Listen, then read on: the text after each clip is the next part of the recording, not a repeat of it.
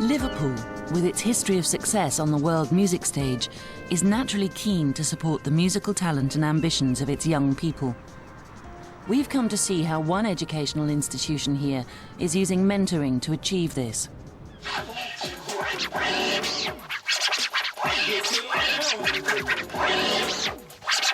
So are you actually scratching that beat forwards? Forwards. Yeah. And when I drag it back, take the volume down so it's... I would love to have done this course when I was younger. I took music GCSE at age 13, but the vocation was more towards classical and opera styles, which really didn't interest me at the time. I wanted to produce rave music. Had I been given the opportunity at that age to learn dance-oriented music, I'd be far more advanced today. It's all happening here at the Liverpool Institute of Performing Arts, LIPA. Well, welcome to LIPA. My name's Jed McKenna. I am the Director of Flexible Learning here. This is actually our front entrance. It's probably the area where people would walk in for the first time if they came for a show. Above, we have a Latin statement which translates to, not for ourselves, but for the whole world will be born, which I think is a really nice slogan for us to continue with our LIPA aspirations. Most of those attending LIPA's mentoring scheme are young people with a passion for music who've already left school. The college assists them to get jobs, but it also provides inspiration for school-aged children with similar hopes of stardom. Well, LIPA primary function is split over a number of areas: music, acting, dance, sound technology, performance design, community arts. At the Academy on and we also have another side to it, which is the flexible learning, which obviously I'm the director of. Mentoring is used across most of LIPA's work and is seen by them as a model which can be adapted for pre-16s. The mentoring scheme came about 5 years ago now, and we started from a blank sheet of paper. So there were no real instructions on how you deliver mentoring. We decided, of course, that we'd do it on a one-to-one basis with workshops to help young musicians to increase their skills. Then we had to go out and find the mentors. Now, we're fortunate enough that we have a good network of people, and I've known our first group of mentors, for quite a while. So I was on the phone and I invited down Keith Mullin from the farm, who then brought along with him Peter Hooton from the farm. Old friend of mine was a guy called Steve Levy, and he was in a band called China Crisis many years ago. Now, Steve brought Eddie with him. Eddie was a singer-songwriter with the band China Crisis. So again, Eddie brought him with him. He brought in Gary Daly as partner as well. And, so we started to develop our team like that. Now, at the same time, we were aware of who we were mentoring for. At the end of it, they need to get a job, and we've got 6 months with them. So it's crucial to us that we work with the young people on their aspirations, which is obviously they want to work in the music industry, but at the same time to point out to them what the transferable skills are that they've learned in life. My name is Peter Hooton. I'm ex-lead singer of the farm, and I'm a mentor at LIPA.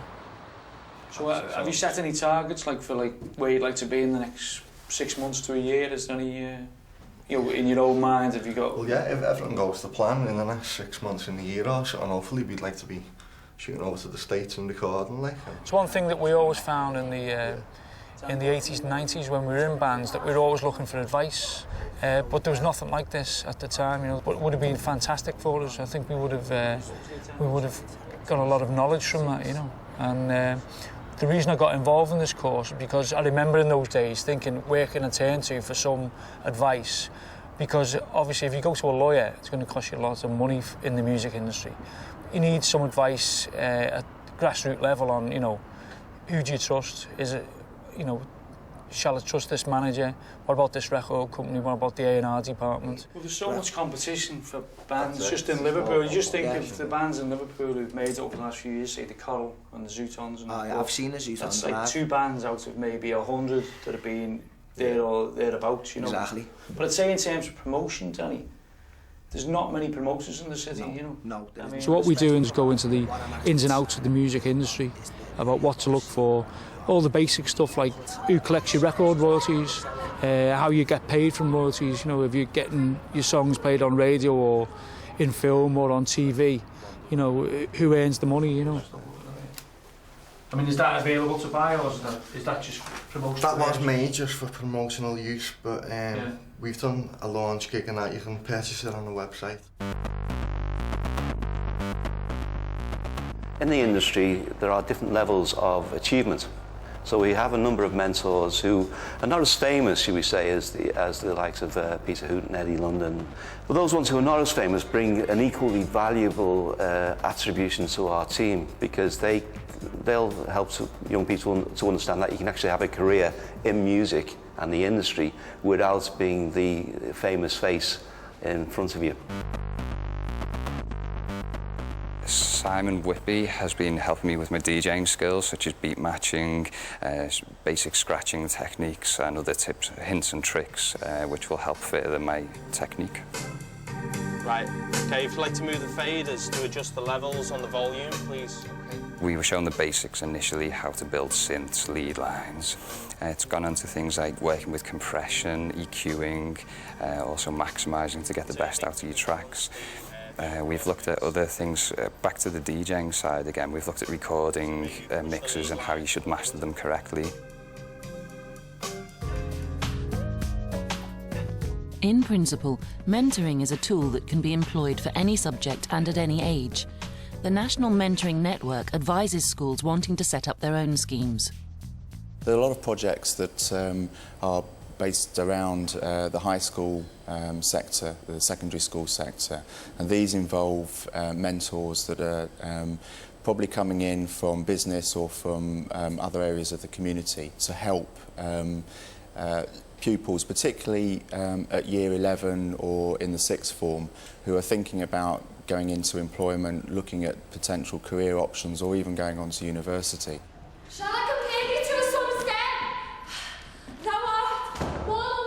a LIPA plans to take its masterclasses out into secondary schools, but school-age pupils already access mentoring sessions at the college, each Saturday attending workshops where they're taught by working professionals from across the performing arts.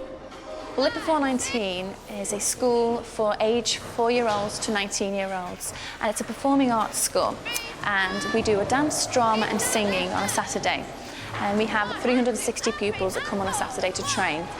And we train them to really progress, to go on into the field of performing arts. So they come to LIPA 419 to have that extra little bit of training, especially with the older ones. They want to go on and do degrees, and they want to go on and do A-levels. So we have a special curriculum developed for them especially.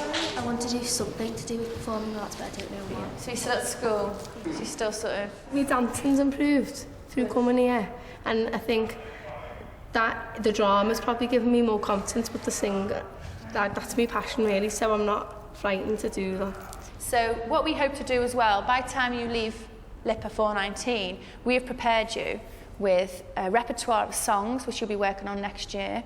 So you will take your repertoire, you'll have an audition repertoire book that you can just choose from, and we'll prepare you with as many dances as you would like. With the examination work, that also prepares them when they go on to the performing arts colleges. They've got some background and they've already got qualifications that they've taken with us. Over 1, 2, 3, 4, kick 5, 6, and 1, and 2, and... If a school wants to set up a mentoring programme itself, then there are a number of different routes they could go down. I mean, they could go and work with the local education business partnership in their area, which is there to help them coordinate and set up a mentoring scheme in their school.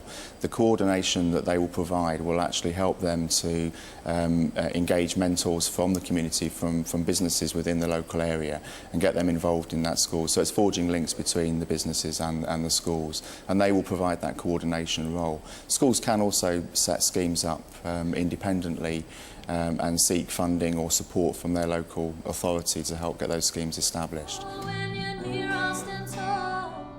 LIPA recognises the importance of collaboration and has found workshops and masterclasses a vital part of the mentoring process. Here, students are working with Eddie and Jed on a musical which they've written about mentoring.